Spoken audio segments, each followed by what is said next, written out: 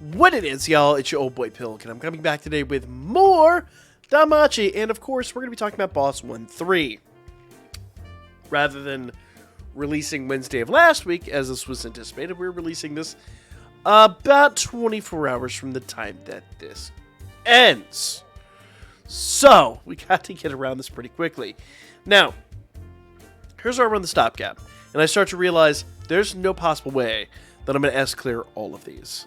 There's just no way possible for me to S-clear this. My Earth team is atrocious. My Earth team is super neglected. A lot of these units hit at a time where I was either saving for something or just simply didn't have, had the funds allocated to other stuff. So I didn't get to whale for a lot of these units. The nice part is, one of the crossover units is a plant killer unit like we need. And I do not have her maxed, and frankly, at this juncture, I don't really want to max her out. The Earth team needs a lot of love. I think the Earth team is one of those teams that desperately needs some love. We don't have anybody, at least that I've seen yet, that has the same percentage boost that we've been talking about with a lot of our other units. Like, the Water team's a no-brainer. But when it comes to this team, there's no one on this team that really has, like, a really high percentage boost based on, like, strength or, like, with, a previous team, agility or anything like that. So, the best we've kind of got is Momo here, okay?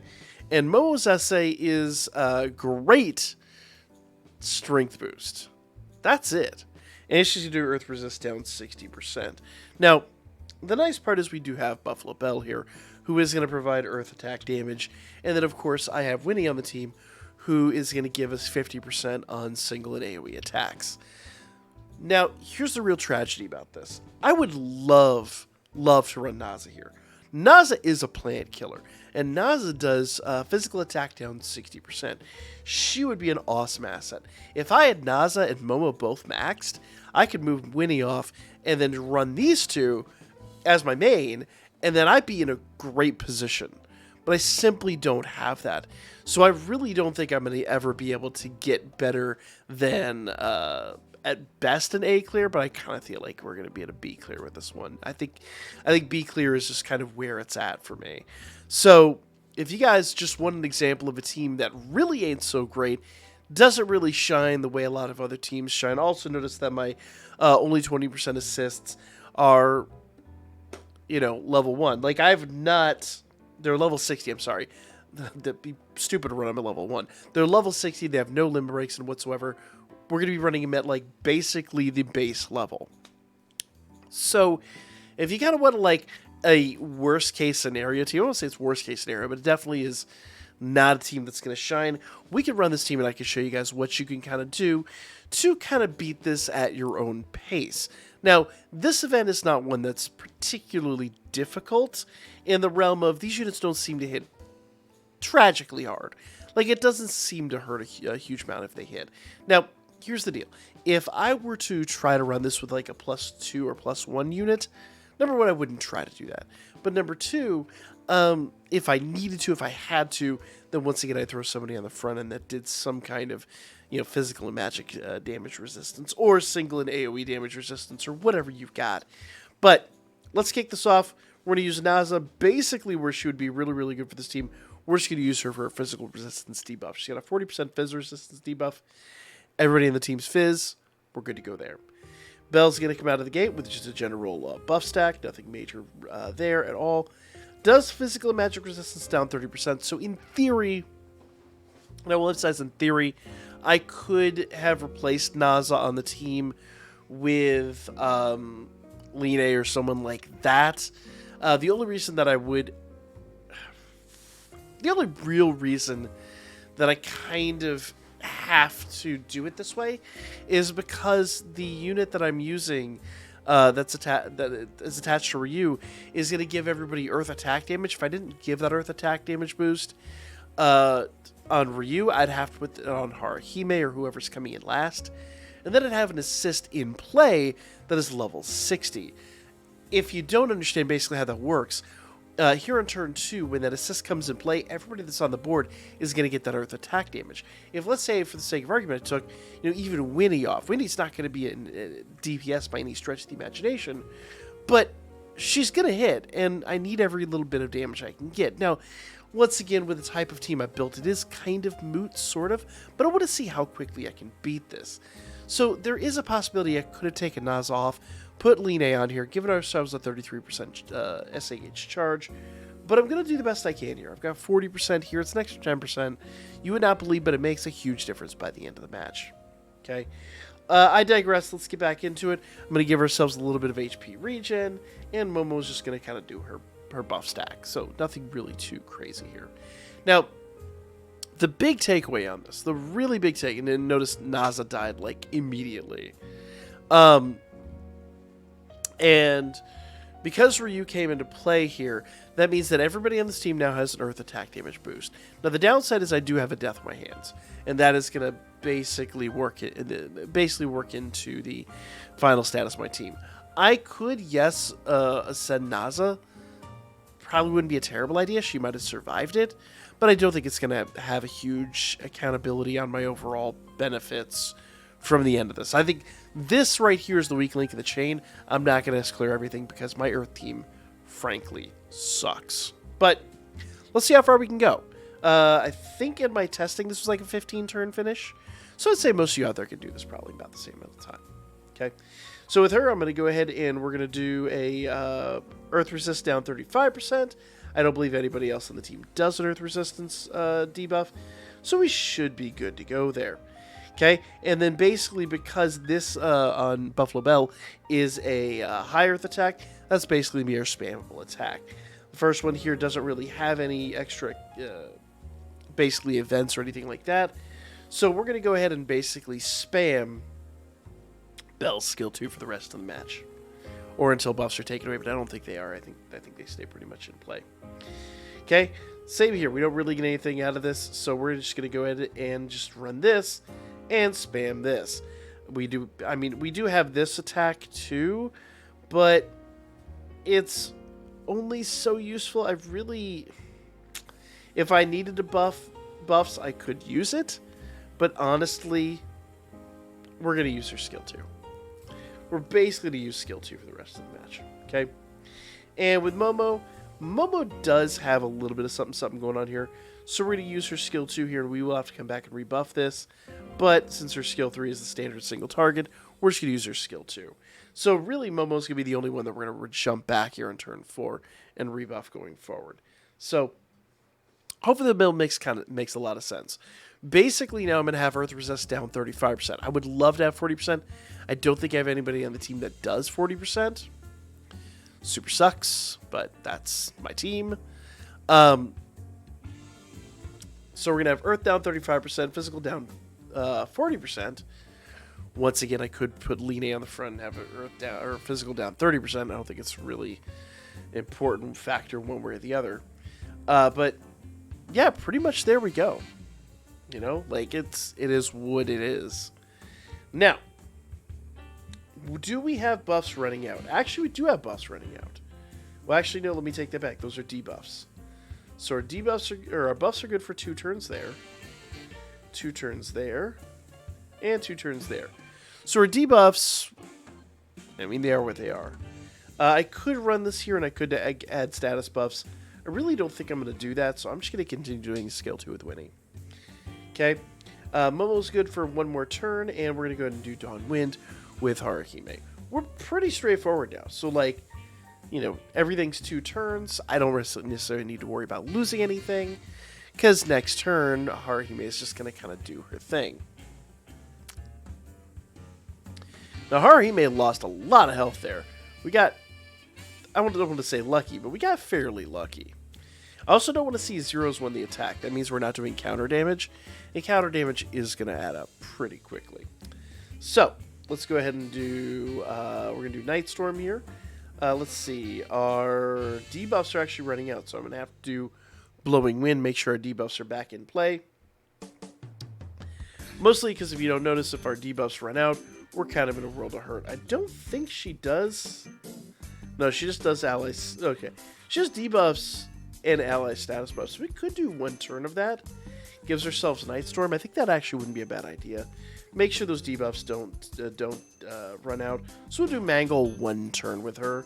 And then, of course, we're going to do skill 1 with Momo to basically rebuff that, because if you see down there, the additional action is going to run out here. So let's go ahead and do that.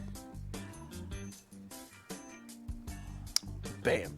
And if it seems kind of less planned out than my other runs, I've done some like minor calculations on this. I've done a couple of practice runs, but I've never really been enamored with the runs, so I'm kind of doing some minor manipulation as we go on here. I'm playing it a little bit fast and loose, but it's also, you know, I just don't expect a lot out of the team, so it's hard for me to be super, super confident. So we're going to do Blowing Wind on this turn once again, build up those debuffs once again, and we're going to go back to doing Saber Talon with Winnie, and we're going to go back to doing skill 2 with Momo. Let's go. Bam. Now, we could use Winnie's skill 1.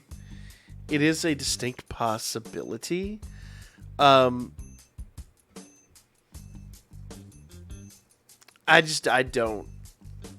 honestly just don't know how I would necessarily feel about that. And here's the big downside to Belle. Belle runs out of steam, like, immediately. Belle's completely out of gas now, and I completely forgot about this. I forgot about the MP cost of running Belle on this team. I really need some MP regen to run that Belle for any length of time.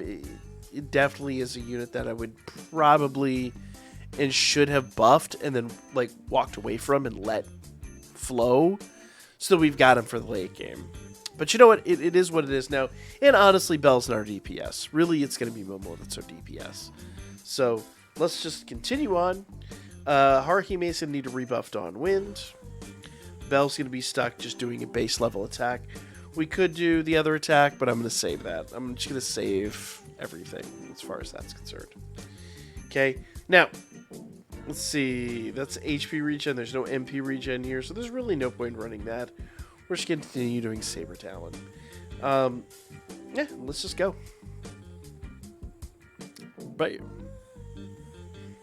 Now, next turn, I believe we're going to have to rebuff Momo's attack. But the goal here is to keep everybody in line so that we get our quad SA in at least as close to turn 9 as possible. And actually, we'll be pretty darn close. I think we're still going to get it on turn 10. I think we're on the cusp of it, but I don't think we're going to actually get it. I think we're going to have to wait till turn 10 to get the quad. And that's just kind of, it is what it is. It's because we ran Haruhime off turn, or, you know, 2 turns where we didn't have the 33%. So it's to be expected. It's not a shock. All right. So, Dawn Wind is good for 3 turns, so we'll go back to doing Blowing Wind. Notice no buffs have really been dealt with. You know, they are debuffing us, but, you know, who cares? It's, once again, we're not going to win any races here. And her extra action needs to be buffed, so we'll go ahead and do that, and we'll move on with our night. Now, you will notice we do take a bit of damage here. Some of these hits do start to hurt a bit, but, you know, with Haruhime's counter heal, unless she absolutely fails to do it, which is one of the reasons we use her skill 1 so early on, unless she absolutely fails to do it, we should be okay. But notice, like, that very, very, very small gap. There's, like, the tiniest scintilla of a gap in the SA above. If you noticed our previous runs and this run, we're just under half, and that pretty much means we're not going to get the quad on turn 9. We're going to have to wait till turn 10 for it. It is what it is. It's not the end of the world. It's just something worth noting. So, here we go. Bam. Nothing too special. And unfortunately, we're going to miss out on that quad. But that's just the nature of this, the way we decided to run this. Once again, we could have secured the quad if I had traded out that Naza for, I think I called her Ruby before. If I had traded out Naza for Line, we'd have had our quad here, but this wasn't going to be a speedy run by any stretch. And notice how much health they have left. Nah. Now, at this point, we're just trying to survive. So we're going to have to rebuff Dawn Wind here. And we're good for 2 turns on that other skill. So yeah, let's just, soldier on, I guess. And yes, there are a couple of them. Some people are coming up with theories and ways that I could have. Yeah, there are other ways I probably could have gotten a little bit more SA charge out of there or whatever. But the honest answer is it doesn't matter with this team. Because as you'll notice here, we'll get our quad SA. And even in the best case scenario, we're not really doing much. We're going in at least a handful more turns. So, once again, Haruhime needs no introduction. Bell is going to give us a 100% earth attack damage. Plus, the nice part is Bell... well, actually, no, I don't think Bell's the plant killer. Momo's the plant killer. We'll get to her in a moment.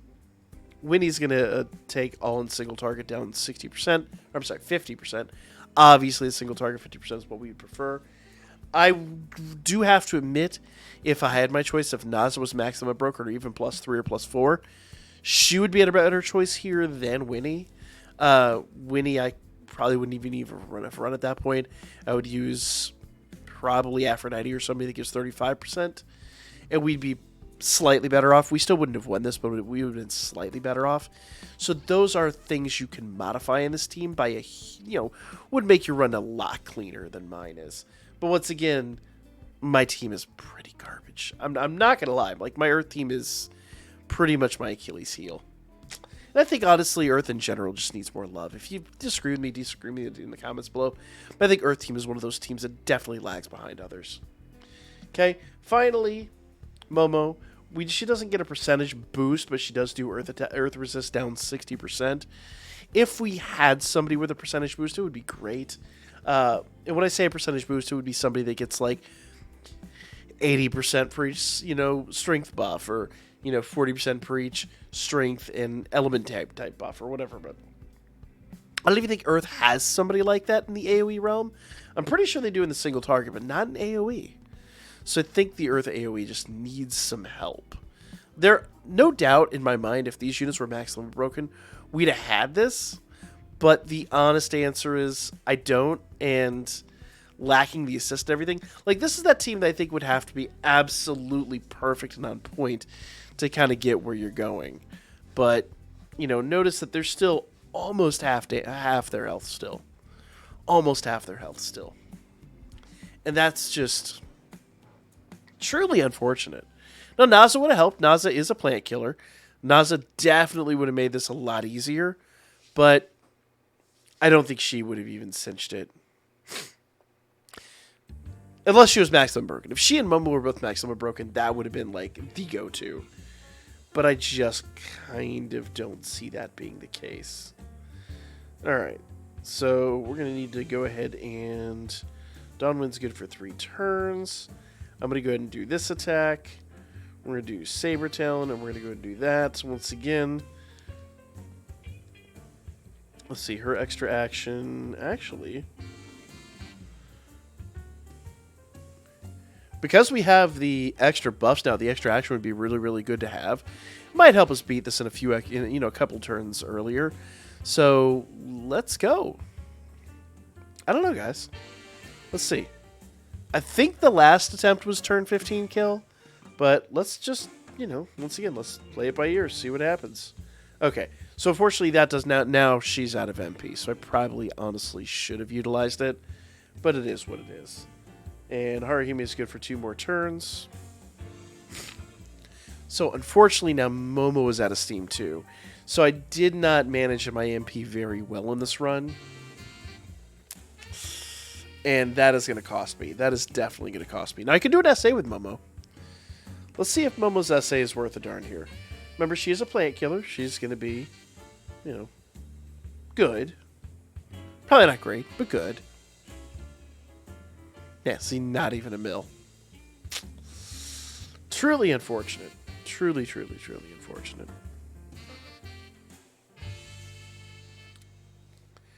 Bam. Bam. Oh, and it looks like she had some debuffs too, which didn't help, I'm sure. Actually, it probably was agility in magic, so it wouldn't have mattered because she's physical. But doesn't matter. Doesn't matter one bit.